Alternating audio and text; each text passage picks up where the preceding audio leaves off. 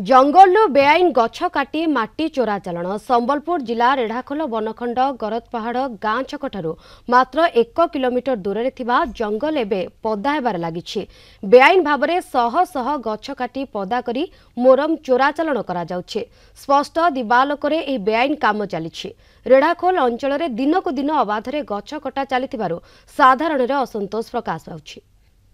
से जगह को मु रिपोर्ट पाइक जाइली इनक्वारी करके देखी सेटा हूँ रामचंद्र धल से रेकर्डर जगहटा प्रकृत पूर्व वर्ष आम रेकर्ड होल्डिंग होता से जगहटा तार निजर तेणु से बेआईन भाव में काटी कहीकि आम ताड़ू 3000 टंकार फाइन नहींजु और ता विरुद्ध में गोटे केस दायर करूँ। आउ जड़े कहीं नब तार रेकर्डटा से तार निजर पटादार जमी तार रेकर्ड होल्डिंग माने गोटे वर्ष गोटे थर दि जाए से बड़ गछ सब काटी नापी गोटे थर दि जाए अर्डर से डीएफओ दिखती।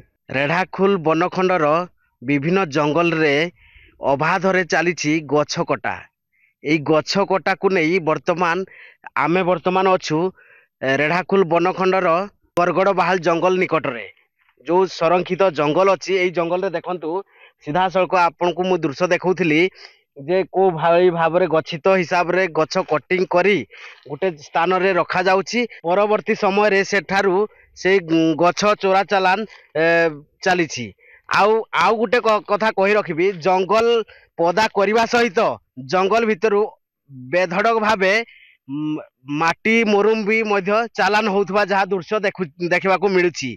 आउ वर्तमान रेढ़ाखोल बनखंड किंवा तहसीलदार पक्षरे कौन सूचना नहीं जे को भली भाव में गछ कटिंग चली आउ बेधड़क भाव में माटी मोरुम जंगल भितर उठी देखा जाऊ वन विभाग एवं तहसीलदार यही जो गछ कटिंग एवं माटी मोरुम रो कथा को नहीं केते तत्परता देखौची ताहा देखिबाकू बाकी रहिला।